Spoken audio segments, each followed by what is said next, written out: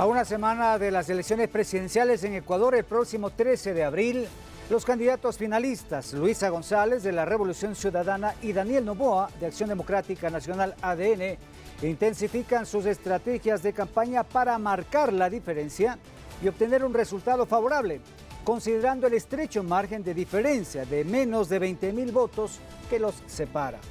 Esta semana analizaremos los temas que han marcado la agenda política en los últimos días. El acuerdo de Luisa González y la RC5 con la CONAIE, las posturas sobre la dolarización y el impacto en la economía ecuatoriana, así como la reunión de Daniel Noboa con Donald Trump en el contexto comercial con Estados Unidos, entre otros. Un programa sin duda clave para entender el futuro inmediato del país. Comenzamos. Bienvenidas, bienvenidos.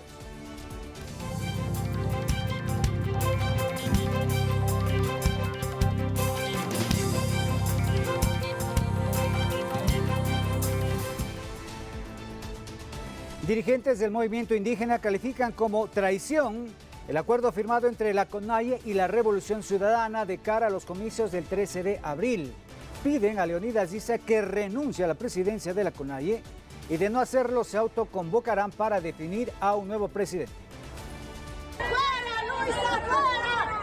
Así fue recibida la candidata presidencial Luisa González en Quimsacocha, en la provincia de La Suay, un día después de firmarse el acuerdo con los representantes de la Confederación de Nacionalidades Indígenas del Ecuador, CONAIE, acuerdo que es rechazado por varios dirigentes que tildan a Leonidas Issa de traidor. Leonidas Issa ha traicionado al firmar este convenio, al sentarse, al aliarse a la candidata de la Revolución Ciudadana, y eso nosotros no vamos a tolerar desde el movimiento indígena de Chimborazo. Para Fernando Guamán, presidente de la Confederación del Movimiento Indígena de Chimborazo, el acuerdo no refleja los intereses de los pueblos y nacionalidades, sino simplemente reflejan los intereses de cierto grupo encabezado que es Leonidas Issa y Guillermo Chumbi. Jorge Herrera, expresidente de la CONAIE, tiene similar criterio. Sostiene que el proyecto de Leonidas Issa y Guillermo Chumbi serían a título personal. No hay ninguna decisión de base de las comunidades, de las nacionalidades, y eso ha causado división, una actitud excluyente, prepotente. No va con negociaciones oscuras que ellos a conveniencia han acordado y que tenga que estar las organizaciones sometidas. Las organizaciones indígenas ya solicitaron a Leonidas Issa que convoque a un nuevo consejo ampliado para designar a un nuevo presidente de la CONAIE, pues el periodo de Issa, quien fue designado en 2021, ya terminó. Esa decisión es legítima y legal porque el actual presidente de la CONAIE está en funciones prorrogadas ya casi cerca de un año. Y eso ha causado malestar en el interior del movimiento indígena, ha perdido la autoridad, ha perdido la legitimidad, ha perdido el respeto en las organizaciones, en los territorios, en las comunidades. El acuerdo contiene 25 exigencias de la CONAIE, como la lucha contra la inseguridad a través del equipamiento a fuerzas públicas, cumplir con consultas populares como las del Yasuní, Chocó Andino, Azuay, también respetar las consultas ambientales previas, libres e informadas, entre otras, mismas que ya se cumplen en el actual gobierno. Edison Saavedra, Noticias 7. Para el análisis en este programa, segunda vuelta a la recta final, tenemos varios invitados. Hoy nos acompañan la asambleísta Inés Alarcón, quien es la asambleísta de Pichincha del movimiento ADN, reelecta para el periodo legislativo 2025-2029. Es presidenta de la Comisión de Seguridad de la Asamblea Nacional, periodo 2023-2025, y ha liderado organizaciones sociales como COCARAE y Confocase. Muchísimas gracias por estar con nosotros. También nos acompaña en este panel Alfredo Espinosa, analista y consultor político electoral, magíster en estudios latinoamericanos y magíster en comunicación política. Además es columnista del medio digital Plan B. Muchísimas gracias por estar con nosotros. Tendremos más invitados más adelante también para que se unan a este panel. Bueno, acabamos de ver este reportaje, este acuerdo que se ha firmado entre la CONAIE y la candidatura de Luisa González. Señora asambleísta, ¿qué decir frente a esta situación que, de lo que acabamos de ver en el reportaje, hemos visto un resquebrajamiento, hay una división al interior del movimiento indígena? Bienvenida, muchas gracias. Bueno, Rommel, Alfredo, qué gusto compartir. Un saludo afectuoso a todos los ecuatorianos que nos ven y nos escuchan. Bueno, las mismas bases lo han calificado de traición. olvidan quién los persiguió, olvidan quién los trató como empleados domésticos a los indígenas. Los indígenas tienen memoria. Y por eso hoy hay este distanciamiento y por eso hoy los indígenas han levantado su voz, incluso para desconocer ya a Leonidas Issa como su presidente. Y eso es importante que la ciudadanía sepa que no están de acuerdo con este acuerdo, un acuerdo que ni siquiera van a alcanzar a cumplirlo. ¿Cuáles son las peticiones que ellos piden? ¿Qué es lo que están pidiendo? No a la minería, que es importante para nuestro país. Están pidiendo, incluso el señor Leonidas Issa en sus últimas declaraciones ha dicho que él estaría a favor del ecuador, desestabilizar a nuestro país económicamente, volverlo una Venezuela más, tener una inflación que hoy por hoy tenemos la inflación más baja que nuestro país ha tenido. Entonces, por eso es importante que estos acuerdos que han llegado sí son personales, sí son dejando de lado a la organización que ellos pertenecen y siendo representantes de ellos, siendo la voz de los indígenas, han dejado de lado.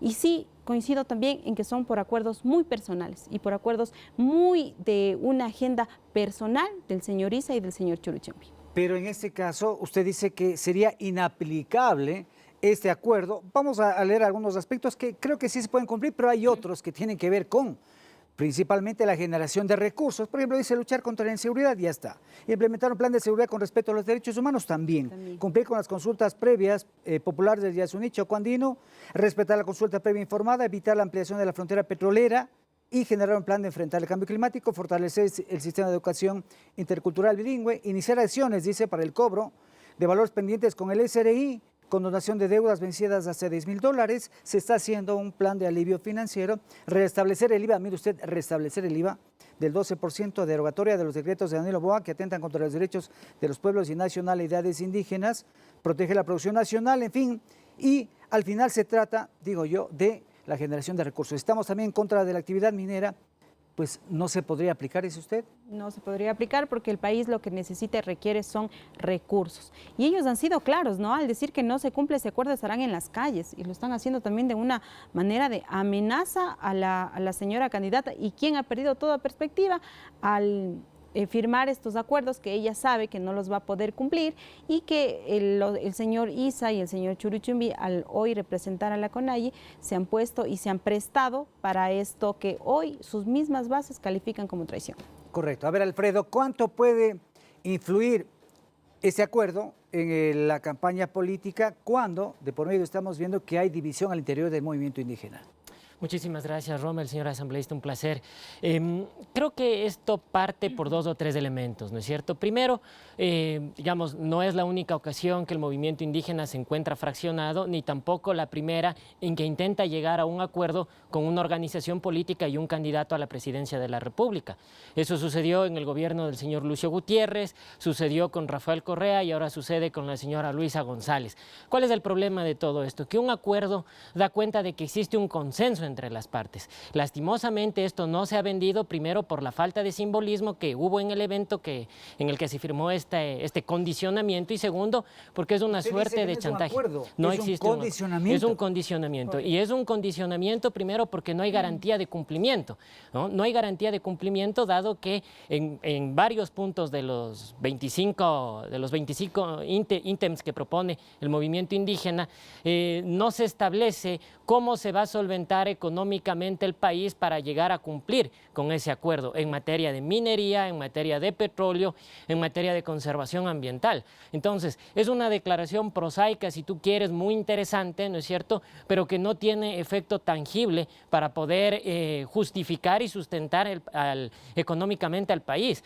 Lo que está haciendo el movimiento indígena con este acuerdo no solo es condicionar a la candidata González, sino también es plantearle al país una propuesta para el estancamiento económico, lo cual es muy grave, es muy peligroso y me parece que termina sometiendo de una u otra manera a la candidata que ha buscado ver votos, ¿no es cierto?, a cambio de verse envuelta en una camisa de fuerza que difícilmente va a poder cumplir. Exacto, y ahora habrá que ver, digamos, en el escenario que puede ganar la segunda vuelta, cómo se va a cumplir. Al final la palabra mágica de todo esto es ¿cómo? ¿Cómo vamos a garantizar cumplir una serie de elementos? Y al final, digo, todo pasa por la generación de recursos, tener dinero, tener plata para poder cumplir todas las exigencias. que se están planteando? Primero Alfredo y después Asambleísta. Por supuesto, pero hay un elemento que yo lo quiero plantear aquí a ustedes y también a la ciudadanía.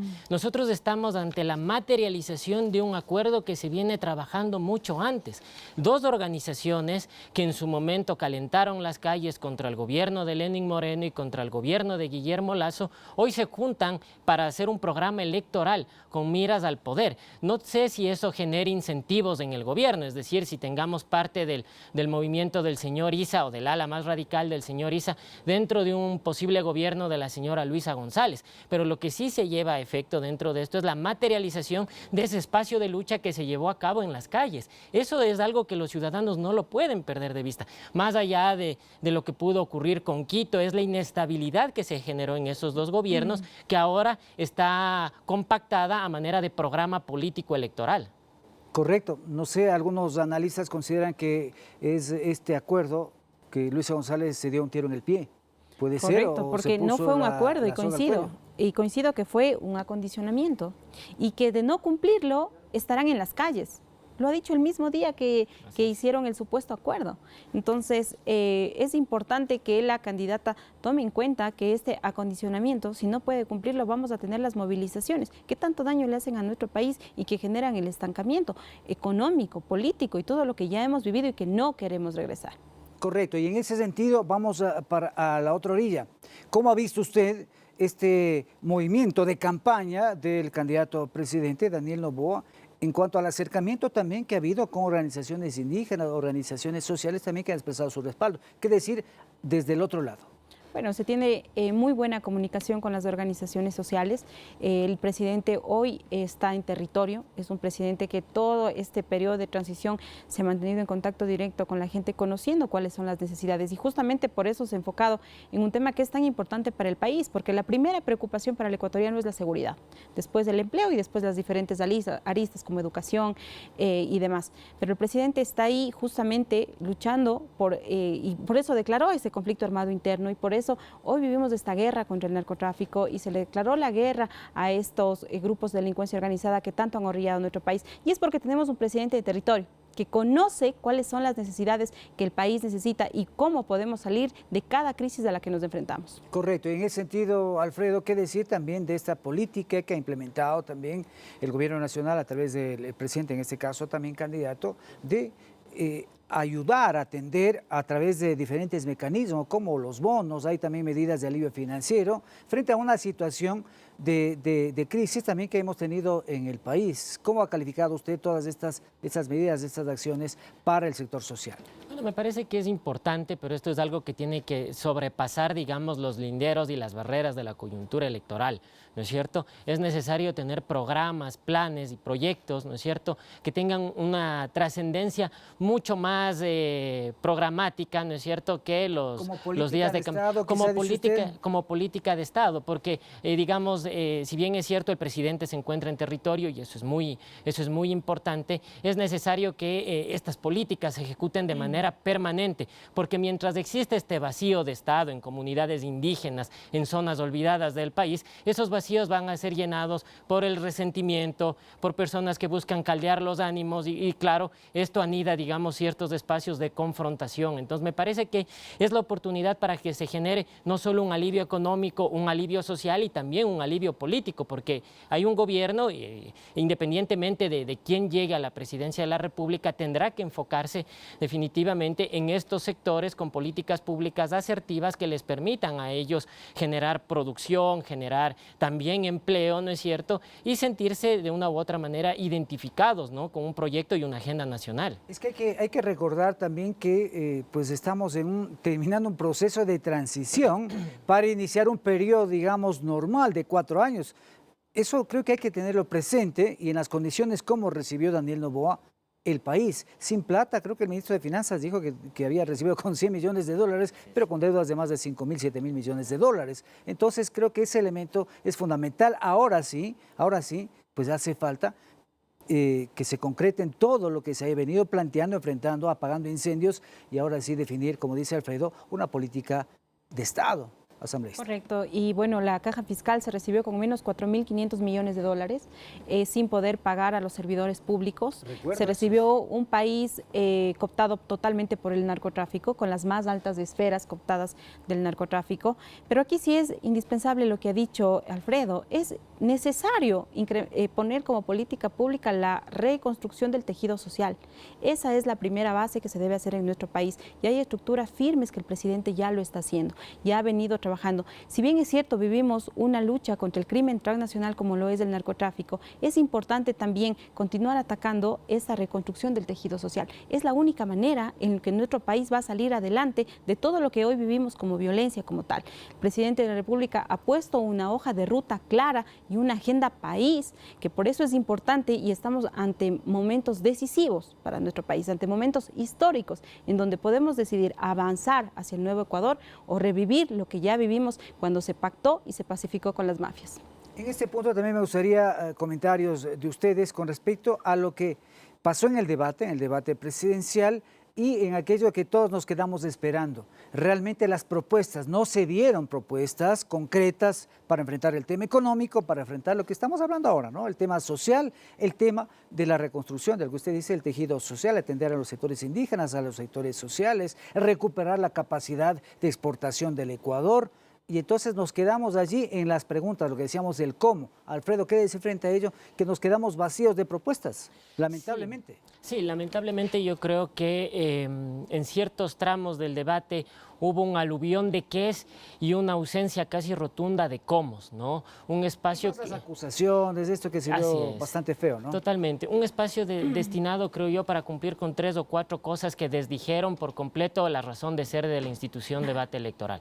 La primera de ellas, esta teatralidad, ¿no es cierto?, escénica con relación a la violencia y al lenguaje verbal y no verbal violento, ¿no es cierto? Un segundo elemento estuvo plagado también de estas propuestas sin garantía de cumplimiento, ¿no es cierto? Las provocaciones, la ausencia casi rotunda de una explicación sobre los programas de gobierno, sobre la agenda que tiene cada candidato. Me parece que en eso falló, pero no falló únicamente por el tema formato, sino porque los candidatos se centraron en esto. Ahora, el debate también nos traduce a un tipo de campaña que estamos viendo en estos últimos días y probablemente veremos en los días que vienen, ¿no es cierto? Que tiene que ver con, primero, el miedo, una presencia muy vigente, ¿no es cierto?, muy tangible del miedo, ¿no? Y eso hace que los ciudadanos de una u otra manera terminen cometiendo errores. Un segundo elemento tiene que ver con la desinformación. Hay mucha desinformación muchas noticias en falsas, redes muchos sociales. Memes, muchas informaciones, muchos gráficos, videos, en fin, que distorsionan la realidad. Distorsionan totalmente, incluso cuentas que se crean en redes sociales a manera de medios, pero que son portales trolls, ¿no es cierto? Y un tercer elemento tiene que ver con la espectacularización de la política, ¿no? Plagada de estas cosas que hemos comentado, plagada de denuncias, de acuerdos con ausencia de simbolismo, plagada de elementos exógenos a la política que de una u otra manera terminan también desdiciendo la razón de ser. ¿Qué esperamos ahora de los candidatos? Esperamos que los candidatos muestren lo mejor de sí, que le ofrezcan y le planteen al país cómo van a resolver problemas que son concretos, que son tangibles, que son acuciosos para los ciudadanos: salud, empleo, educación, generación de productividad, que el país salga del estancamiento, que no estemos en los índices más altos de inseguridad y que podamos de alguna u otra manera llegar a una especie de consenso social, más allá de quién gane la presidencia de la República, porque eso es necesario. Al siguiente día, los legisladores tendrán de una u otra manera que sentarse a dialogar. Ya vamos a hablar de eso, que ese es otro problema que se viene también para cualquiera de los dos que gane, ¿no? Así es. Entonces tenemos una asamblea casi bipartidista que necesaria y obligatoriamente tendrá que dialogar, y no solo para la distribución del poder. Hay un desafío muy grande que es superar la polarización. Correcto. Bueno, vamos a hacer contacto con la provincia del Chimborazo. Está con nosotros ya Fernando Guamán, presidente de la organización indígena y campesina, precisamente digo de esa provincia. Fernando Guamán, buenas noches, bienvenido. A ver si es que me escucha bien. Estamos a través de la plataforma Zoom, importante en este bloque, pues estamos analizando precisamente lo que fue este acuerdo entre Luisa González y también la CONAIE. Bienvenido. Ustedes no están de acuerdo con esta situación. ¿Qué pasó? ¿Qué es lo que está pasando al interior del movimiento indígena? Muchísimas gracias, Fernando. Sí, buenas noches a todos quienes hacen este medio de comunicación. Saludamos desde la provincia de Chimborazo. Hemos sido claros y frontales de que la estructura del movimiento indígena del Ecuador, siendo la COMIS parte de la Ecuador y de la CONAI, siendo Pachacuti brazo político del movimiento indígena de Chimborazo, pues en una asamblea amplia de las organizaciones, de las comunidades, hemos decidido nosotros no llegar a algún acuerdo o firmar ningún pacto con la candidata de la Revolución Ciudadana, porque las bases, los dirigentes, estamos conscientes de que la organización CONAI, la estructura de Pachacuti, hemos estado de frente luchando contra las políticas de un gobierno que persiguió, que maltrató a los pueblos y nacionalidades, al gobierno del correísmo, y que hoy la candidata de la Revolución Ciudadana representa a ese gobierno que ya fracasó. Por lo tanto, nosotros como base, como organización, hemos descartado toda clase de apoyo a esta candidata y también rechazamos a nuestros compañeros que de manera particular, utilizando la Sagrada CONAI, utilizando nuestro movimiento Pachacuti, pues han firmado acuerdo, por lo que las bases del movimiento indígena de Chimborazo lo consideramos ese acuerdo como un acuerdo de traición a la dignidad y a la lucha del movimiento indígena. El señor Leonidas Issa firmó este acuerdo, este entendimiento por su cuenta y riesgo, no en representación de las organizaciones indígenas y campesinas. Digo, lo firmó a título personal y ahí se especuló en las redes sociales, en los diferentes portales informativos, que no acudió a esta cita porque tenía miedo de que pueda ser agredido. ¿Qué pasó? Cuando uno es dirigente, cuando uno representa a una organización, las decisiones se toman en asambleas, en reuniones, en distintos espacios, escuchar la voz de la mayoría de los compañeras y compañeros. Quienes están al frente de Pachacuti y de la CONAI, pues buscaron en estos espacios de que las bases dieran el apoyo a la candidata de la Revolución Ciudadana, pero no consiguió el apoyo dentro de la estructura del movimiento indígena, pues ellos se convocaron a una asamblea plurinacional en donde ya no participan las bases, las organizaciones que estamos conformados dentro de la CONAI y en la estructura de Pachacuti. En ese sentido, pues, nosotros los consideramos de que esas decisiones que ellos dieron el apoyo a la candidata de la Revolución Ciudadana no responde a los intereses de las organizaciones, no representa las decisiones colectivas de la estructura del movimiento indígena y de Pachacuti. Si bien es cierto, compañero Leonidas no vino a la provincia de Chimborazo, primero, porque en su conciencia está que traicionó la lucha del movimiento indígena, traicionó la dignidad del movimiento indígena y por eso no tuvo el valor de venir a la provincia de Chimborazo y consumar con su firma este acuerdo. Pero sin embargo, quien responde a los intereses del correísmo, el coordinador de Pachacuti Nacional, Guillermo Churuchumbe, lo hizo con su puño y letra, traicionando la lucha, traicionando la dignidad del movimiento indígena del Ecuador y así también del pueblo puruano. En ese sentido, Fernando, que está con nosotros a través de la plataforma Zoom desde la provincia del Chimborazo, en ese sentido, ¿cómo enfrentar lo que se viene, un nuevo gobierno, un nuevo periodo, un nuevo espacio para llegar a consensos, llegar a acuerdos, para enfrentar como país todos los retos que se vienen adelante, luego del 24 de mayo, que será la posesión, digo yo? ¿Cómo enfrentar esta situación con un movimiento indígena que está resquebrajado, que está dividido? ¿Cómo ir tejiendo esa estructura social para precisamente enfrentar el gobierno que ya mismo viene? La historia ecuatoriana narra que los pueblos y nacionalidades del Ecuador, durante la conquista, la colonia, la vida republicana de nuestro país, pues hemos estado constantemente en la lucha contra las políticas de los gobiernos cuando afecta a los intereses de los pueblos y nacionalidades y de todos los ecuatorianos. Siempre hemos estado en pie de lucha y no claudicaremos, seguiremos con la misma firmeza reclamando, exigiendo nuestros derechos con el gobierno que venga.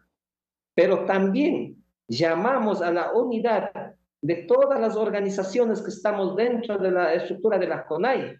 Si bien es cierto, quienes han pretendido fraccionar, quienes han dividido en esta coyuntura electoral son nuestros dirigentes nacionales.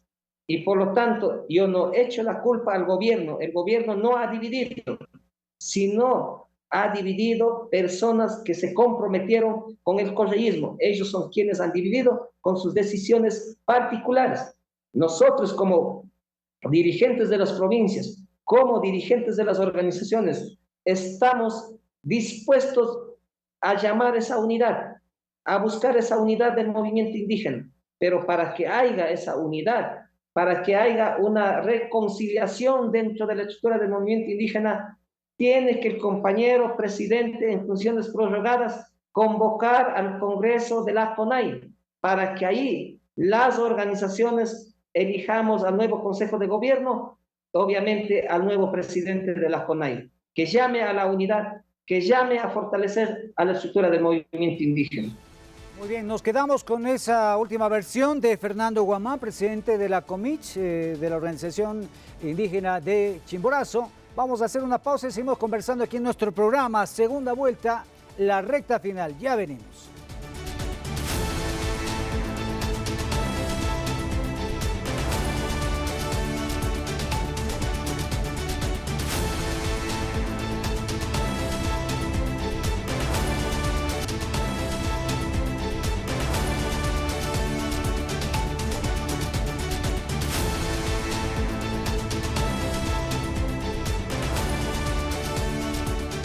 Continuamos en Perspectiva 7 en nuestro programa de hoy, segunda vuelta, la recta final. Ahora les contamos que los comentarios del exministro y ahora legislador electo del correísmo, Ricardo Patiño, acerca del dólar, vuelven a traer al debate público las intenciones que podrían tener miembros del buró político respecto a esa moneda. Analistas coinciden en que la dolarización debe mantenerse en el país.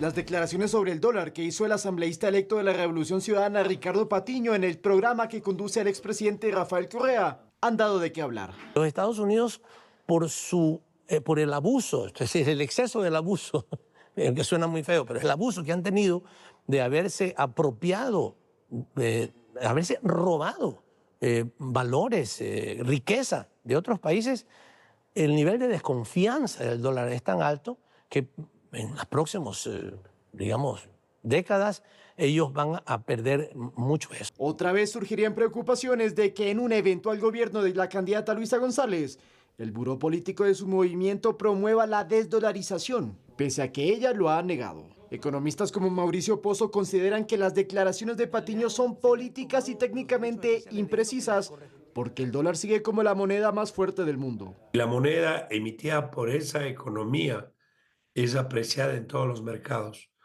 y obviamente se cotiza de acuerdo a los momentos. Aunque además el exministro Patiño afirmará lo siguiente. Que mucha gente va a deshacerse de sus reservas en dólares y la va a poner en una canasta de monedas o la va a poner en otra moneda que le pueda tener confianza. En la entrevista, Patiño calificó de abuso al comportamiento que ha tenido Estados Unidos con naciones como Venezuela, sancionadas por vulneraciones a derechos humanos y por investigaciones de narcotráfico y lavado de activos en autoridades del régimen de Nicolás Maduro. Son declaraciones que a futuro podrían afectar la relación entre el Ecuador y la primera potencia del mundo. Estados Unidos es el principal socio comercial para el Ecuador. Aproximadamente un 40% de nuestras exportaciones van a los Estados Unidos.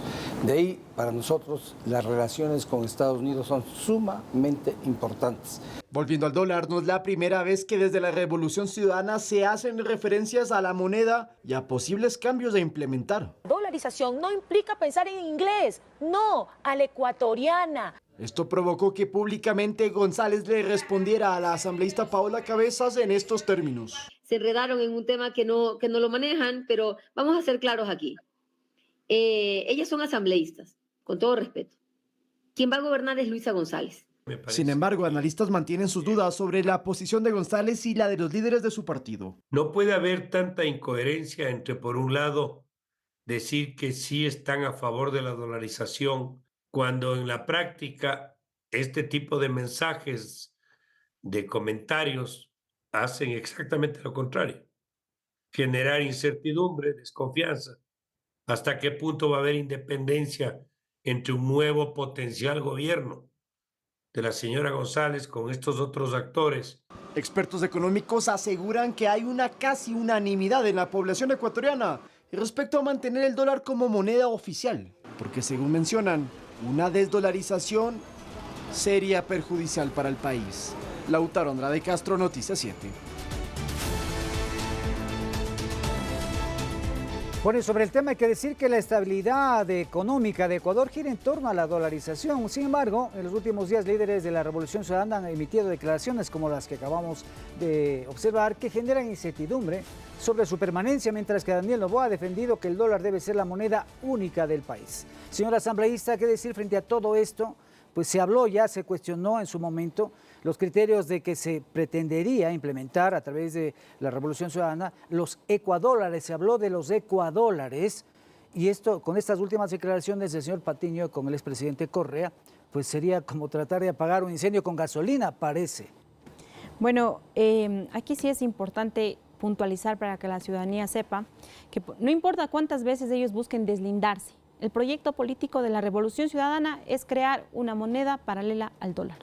Lo han dicho, no hoy, es una tesis que la vienen manejando durante mucho tiempo y que es lo que se habla a la interna. Y por eso sus mismas asambleístas lo dicen, crear una dolarización a la ecuatoriana. Eso no existe. El único dólar es la moneda que nosotros manejamos, que es la moneda dólar de Estados Unidos de América.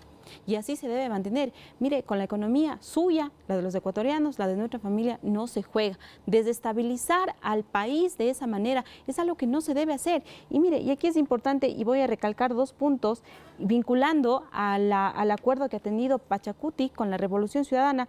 Ellos dicen, entre uno de los puntos, auditar la deuda, decidir a quién se paga y a quién no se paga. Y también dicen no a la minería y no al petróleo.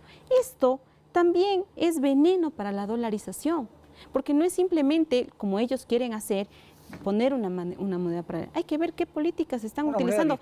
Una moneda virtual digital para hacer los pagos, en fin, no necesariamente la maquinita para generar los ecuadólares. Correcto, ¿no? Pero hay que ver también cuáles son las acciones que se están tomando para fortalecer al dólar. No es simplemente como ellos hoy tratan de decir que no, que la van a fortalecer al dólar. No lo están haciendo porque las políticas que quieren implementar es justamente para desgastar a esta moneda. Y ya han sido claros y lo han dicho de frente a las cámaras. Nosotros queremos una dolarización a la ecuatoriana. Por eso el presidente de la República ha sido firme a través del decreto 565. Él ha ratificado al dólar como la única moneda de nuestro país. Es que esa palabra es importante, moneda única, es la moneda única. Alfredo, ¿qué decir con todo esto ya? El impacto que tendrá seguramente en el electorado ya de cara a las próximas elecciones.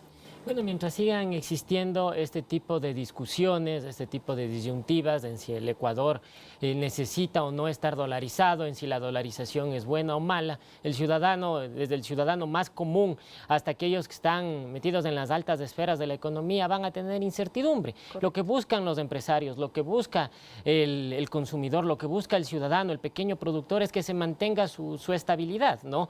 Con proyecciones a crecimiento, no con proyecciones a devaluación, no con proyecciones a degradación. Me parece que todo este tema pasa por 2 cosas, ¿no es cierto? La primera, existe una visión ideológica sobre la economía y esto le hace mucho daño al país, ¿no es cierto? Ideologizar la razón económica del Ecuador le puede afectar no solo con miras a su proyección internacional, sino también puertas adentro. ¿Puede ser peligroso, dice usted? Totalmente, totalmente peligroso. Hablar de desdolarización, hablar de dolarización a la ecuatoriana es tratar de materializar un viejo fantasma que ha quedado dormido dormido durante muchos años y que lastimosamente el correísmo de una u otra manera lo trae a escena. Y esto me lleva a un segundo elemento. Quizá nosotros estamos asistiendo ante la discusión de dos facciones dentro de esa organización política. Unos que posiblemente creen en el dólar, ¿no es cierto?, pese a sus cuestionamientos, y otros que definitivamente no tienen ningún punto asertivo con respecto a que el dólar sea la moneda del Ecuador. Pero más allá de eso, más allá de estos dos elementos que he mencionado, me parece que el país está atravesando por una situación muy delicada. Este tipo de discusiones generan afectaciones. Hablar de un sistema de compensación de pagos similar al que existió años atrás con el Sucre es volver, digamos, insisto, a retomar estos viejos fantasmas que se materializaron para el lavado de dinero, ¿no es cierto? El Ecuador... Son demasiadas aristas, ¿no? Son demasiadas aristas. El Ecuador en esta campaña electoral atraviesa por un elemento adicional. Las relaciones internacionales van a pesar mucho también en la forma de votar, en la decisión que tomen los ciudadanos. Una cosa es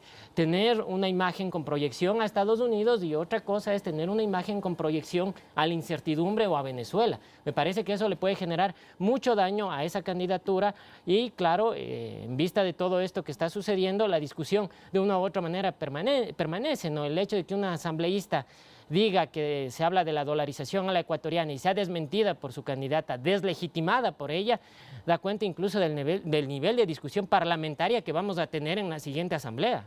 Vamos a ver qué pasa en ese sentido, pero vamos a conectarnos nuevamente con Fernando Guamán, presidente de la COMIS, del Movimiento Indígena de Chimborazo, para que también nos dé sus comentarios con respecto a este tema, que no es un tema menor, es un tema muy importante porque estamos hablando precisamente de la economía de todo el país, de todos los ecuatorianos, del hecho de, y ustedes pues consideran, entiendo yo, de esa manera, hay que mantener la dolarización para poder seguir en la senda del desarrollo. Fernando. Nosotros hemos sido quienes más golpeados cuando terminaron con el Sucre. Los pueblos y nacionalidades hemos sido sumisos a la pobreza y que hoy, en la actualidad, cambiar de dólar a ecuador, pues sería mortal económicamente para los pueblos y nacionalidades, para nuestros hermanas y hermanos que estamos radicados a nivel del país y también fuera del país. Entonces, en ese sentido, nosotros rechazamos cualquier intento de desestabilizar económicamente al país, porque quienes vamos a sufrir esta tragedia económica somos los pueblos y nacionalidades, la mayoría de los ecuatorianos que vivimos de día a día. Correcto, y hay que tomar en cuenta también ya en el ámbito de la producción, en el ámbito del comercio nacional e internacional, pues la moneda que se utiliza es el dólar al final, y eso influye también en el ámbito productivo. Ustedes, pues como organización de campesinas, son el pilar de la producción agrícola de todo el país. Exactamente, nosotros por eso, cuando una de las propuestas de esta candidata de la Revolución Ciudadana es cambiar a Ecuador, pues nosotros estamos alarmados, preocupados. Por eso nuestras bases, nuestros dirigentes de las comunidades han tomado la decisión de rechazar esta propuesta y han tomado de rechazar a esta candidata y prácticamente han tomado ya la decisión de apoyar la candidatura de Daniel Noboa.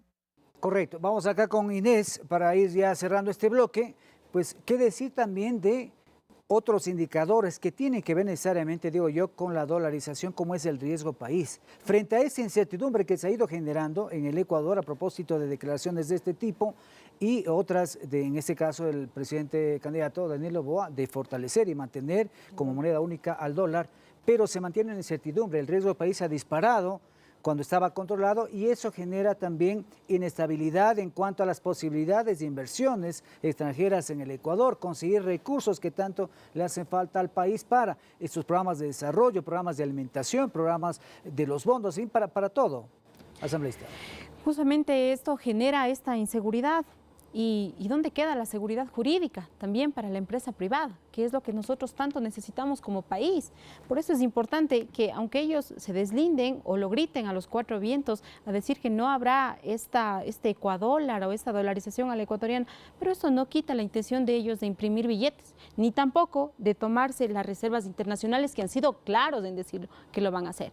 Todo esto desestabiliza al país económicamente. Y yo aquí sí quiero hacer un llamado a los ecuatorianos, o que hoy nos tocó tanto estar dolarizados. Mucha gente sufrió, los pueblos indígenas sufrieron, fueron los más desgastados en esto. Y hoy querer de nuevo volver a la moneda, lo único que hace es desestabilizar al país y no lo vamos a permitir. Recordemos también que en su momento, antes de la dolarización, había, por ejemplo, para los créditos hipotecarios, los VCs, por ejemplo, las unidades de valor constante, las VCs, y eso se convirtió en una bola de nieve que mucha gente se endeudó en este mecanismo y también pues después eran deudas interminables, deudas impagables. Deudas impagables y que llevaron a mucha gente a la depresión, al suicidio, porque fue una de las tasas en donde más hubo suicidios de gente y más migración. O sea, es un tema en muy nuestro delicado, país. Es un tema demasiado delicado y complejo para nuestro país, que no debería toparse sobre la mesa, que debería estar bajo candado, que la Constitución debería respetarlo como tal y debería estar consagrado en nuestra Constitución. No deberíamos toparlo porque son temas muy sensibles para nuestro país. De donde nosotros venimos, debemos tener esta memoria para recordar y no volver a revivir lo que pasó. Alfredo, ¿qué decir frente a esta desconfianza que se va generando? Como indicador está el tema del riesgo país, que ha subido más de 1.200 puntos, si no me equivoco, y eso, digo, no va generando esa confianza que se necesita para conseguir recursos frescos de organismos de los multilaterales, en fin, y nuevas inversiones. Claro, como te mencioné, ideologizar la razón económica del país por pretensión, digamos, de dirigentes políticos, me parece que lo único que genera es incertidumbre, no solo puertas adentro, sino también con proyección internacional. Pero también hay un elemento que no puede ser descartado dentro de esto, ¿no?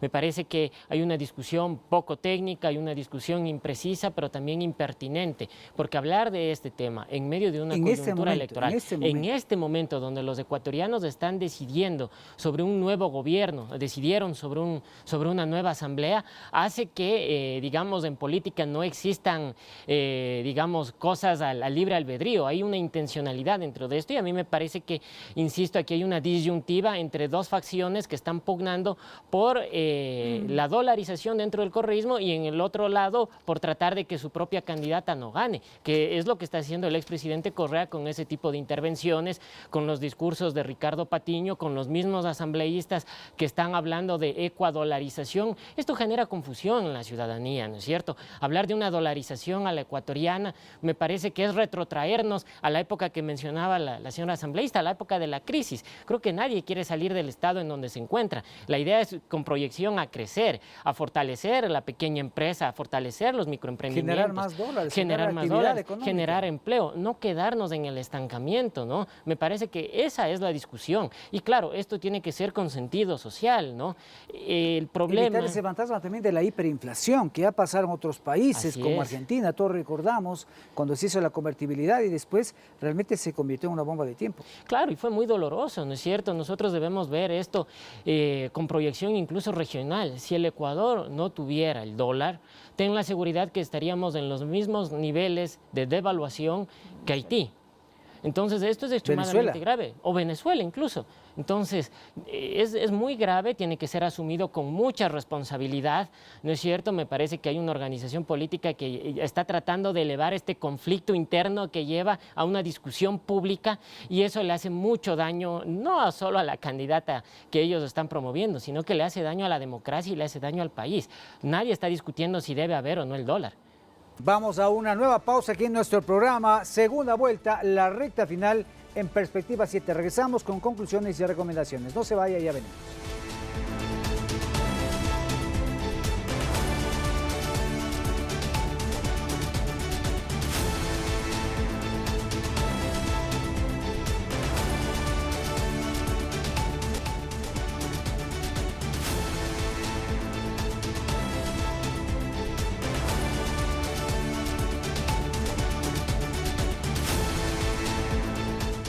Gracias por estar en nuestra sintonía en Perspectiva 7, en nuestro programa de hoy, segunda vuelta, la recta final.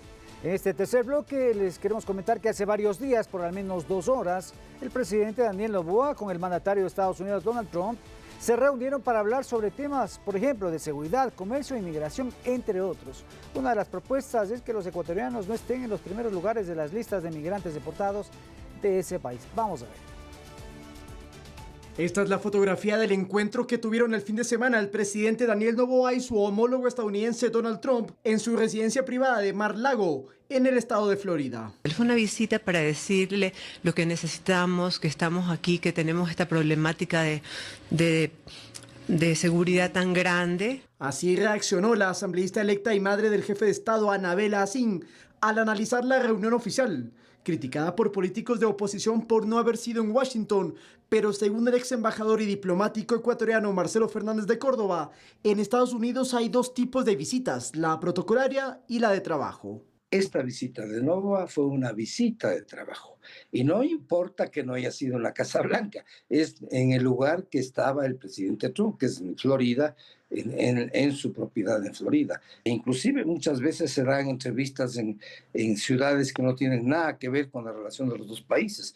Incluso el fin de semana Trump habló de temas coyunturales con el presidente de Finlandia, Alexander Stubb, mientras jugaban golf y desayunaban. Con Daniel Noboa, el mandatario norteamericano se reunió al menos durante 2 horas. Fernández de Córdoba recordó que durante la guerra del Cenepa en el 95, el expresidente Sixto Durán Ballén tuvo una entrevista de pocos minutos con su homólogo de ese entonces, Bill Clinton. La buena relación que tiene este rato Noboa con Trump son 2 horas. 2 horas que de partido deben haber tratado una cantidad de temas. Estados Unidos es nuestro primer socio comercial y, según ciertos analistas, es el camino a seguir para el futuro económico del país. Por eso ven con buenos ojos este primer acercamiento entre gobiernos. Está muy claro que el Ecuador debe establecer contactos con el mundo occidental. Y aquí hay que contraponer a lo que ha establecido la candidata González, que va a reconocer al gobierno de Maduro, gobierno que es fruto de fraude electoral. En Florida también se planteó sobre la mesa la posibilidad de que el Ecuador no esté en la lista de prioridades de deportación de migrantes irregulares desde Estados Unidos. Lautaro Andrade Castro, Noticias 7.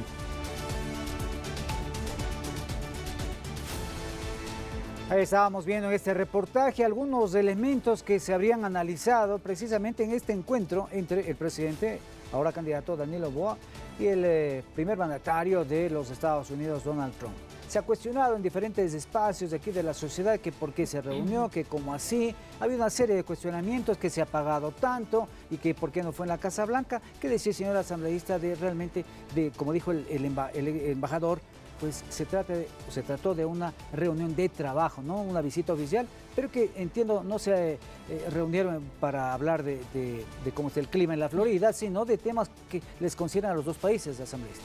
Bueno, el presidente de la República, Daniel Noboa, no ha descansado ni un solo minuto en buscar esta cooperación internacional y parte de afianzar estos lazos con un país en el que nosotros necesitamos de este país y ellos han sido parte fundamental en la cooperación internacional con respecto a temas de seguridad, por ejemplo. Yo creo que estas reuniones son importantes para nuestro país, hay que seguir afianzando estos lazos. El presidente Trump incluso le había dicho al presidente de la República que ve con buenos ojos la lucha contra el narcotráfico que se lleva y que él también está liderando esta bandera en su país. Entiendo que hay temas de los que no se van a divulgar todavía, pero todas estas conexiones que nosotros estamos haciendo con nuestro primer aliado estratégico como lo es Estados Unidos deben ser vistos con buenos ojos. Nosotros como ecuatorianos debemos de entender que somos un país que está cooptado por el narcotráfico, este crimen transnacional que requiere ayuda internacional, porque también los otros países tienen expresado esa voluntad de colaborar con el Ecuador, expresado, ¿no? Justamente, y por eso es bueno seguir manteniendo estas buenas relaciones, porque ellos como países también tienen una corresponsabilidad en este delito como lo es el narcotráfico. No es una coincidencia que estemos mandando el 72% de cocaína al mundo hacia Europa o Estados Unidos. Es por eso que es importante que hay que seguir manteniendo estas relaciones comerciales, hay que seguir manteniendo estas relaciones y que el presidente de la República haya podido conversar 2 horas acerca de los temas que afectan a nuestro país. Estoy segura que después de las elecciones habrán reuniones mucho más formales y que se pongan sobre la mesa por ejemplo, el estatus migratorio. Si bien es cierto, nosotros no estamos en la lista de prioritarios, existen otros países que sí están, pero es por el trabajo que se ha venido haciendo en Cancillería también, y que el presidente de la República, como política pública, ha puesto que nuestros migrantes sean tratados con decencia, que cuando vengan acá sean tratados con dignidad. Y todas estas aristas que hacen que el presidente de la República se demuestre una vez más que actúa con firmeza y contundencia en cuanto a la seguridad, pero también para defender a nuestros ecuatorianos. Claro, hemos visto estos comentarios de sectores políticos, de periodistas también, ya, ¿qué pasó? ¿Dónde están los acuerdos? Ya, pero dígame, no sé qué, ahorita necesitamos, porque si no es la plata del Estado ecuatoriano, creo que hay algunos temas que son de Estado, de presidente a presidente, que quizás no se pueden divulgar, son elementos muy complicados. Estamos hablando de seguridad, lucha contra el narcotráfico, estamos hablando de comercio también, de cooperación. Alfredo, ¿qué decir con todo esto? Y del otro lado, en la otra arista, pues se ha cuestionado también que de la candidatura de Luisa González haya habido un reconocimiento, como fue en el debate, a este gobierno de Nicolás Maduro. Bueno, yo creo que son dos maneras de ver la política y de ver las relaciones internacionales, ¿no es cierto? Una situación, un elemento es reconocer al gobierno de Nicolás Maduro, un gobierno afincado y acuñado en base a los fraudes electorales, en base al combate constante hacia una oposición política que busca el establecimiento de un régimen democrático liberal y no la dictadura que está hoy instaurada en ese país, ¿no? Me parece que fue un desacierto de la candidata haber establecido de esa forma el reconocimiento al gobierno de Maduro, y luego para hablar de un tema que es totalmente contradictorio con su línea ideológica, que es la deportación masiva de venezolanos, cosa que da cuenta de la xenofobia. Entonces, creo que en ese espacio de contradicción... Con el gobierno de Correa se aprobó la visa universal, por ejemplo. Totalmente. Entonces, supuestamente el país era un país de puertas abiertas para todo el mundo, y ahora se quiere sacar a los venezolanos culpándolos de todos los males. Me parece que eso genera graves elementos xenófobos, ¿no?, que deben ser muy bien analizados. Eso por una parte. Por otra, el tema con los Estados Unidos, yo creo que la fotografía tiene que materializarse sin lugar a dudas en acuerdos, ¿no es cierto? Esos acuerdos tienen que ser para el servicio de los ciudadanos, para el servicio del país. Hay avances también ya, ¿no? En las últimas horas hay esta posibilidad de adquirir armamento también para enfrentar la lucha contra el crimen organizado aquí en el país. Eso ya poco a poco, es que esto no creo que es de la noche a la mañana, ya inmediatamente todo, sino poco a poco se van utilizando los acuerdos. Sí, hay elementos que tienen que ser difundidos. Lo que pasa es que, claro, estamos en medio de un ambiente electoral, la ciudadanía busca información y tienes ahí dos aristas, ¿no? Tienes espacios que son necesariamente reservados por lo delicado de los temas, y tienes del otro lado la necesidad de saber qué es lo que se trató porque estamos en medio de un contexto electoral. Entonces, esto tiene que ser manejado con mucha prudencia, con mucha cautela. Hay temas que son, insisto, delicados. El tema de seguridad no es algo que se puede tratar abiertamente para informar incluso al narco cuáles son las medidas que se van a tomar, ¿no es cierto? Es ilógico, es irracional, pero sí tiene que haber canales de diálogo mucho más abiertos. Creo que esperamos, como dijo la señora asambleísta, una visita oficial, ¿no es cierto?, que permita un intercambio de experiencias diplomáticas, conversar sobre temas que son, digamos, sensibles para el Ecuador y que le van a permitir al país posicionarse con su principal socio comercial, que es los Estados Unidos, no Venezuela. Estados Unidos es el principal socio comercial del Ecuador. Hacia allá tiene que estar la mirada de la gran empresa, de la pequeña empresa, hacia allá tiene que estar la mirada de los gobiernos, independientemente de quién gane. Un comentario final, señora asambleísta, estamos terminando el programa. Bueno, decirle a los ecuatorianos que nos estamos jugando el totalitarismo versus la democracia. Un país en donde se promueve el desarrollo, la economía, en donde las políticas públicas sean generadas a los ecuatorianos que realmente necesitan. No revivir ese pasado donde se pactó con las mafias, donde se negoció con las mafias y nos lleva al resultado del país que hoy vivimos. Muy bien, muchísimas gracias por habernos acompañado en este programa. Y de esta manera hemos revisado los temas más relevantes que marcan la recta final de la campaña presidencial. Las alianzas políticas, el debate sobre la dolarización y las relaciones internacionales serán factores clave en la decisión de los ecuatorianos el próximo 13 de abril. El próximo domingo a esta hora seguramente el país ya habrá escogido su futuro. Esperamos que sea lo mejor para todos. Nos vemos en la próxima edición de Perspectiva 7. Gracias por acompañarnos. Felicidades.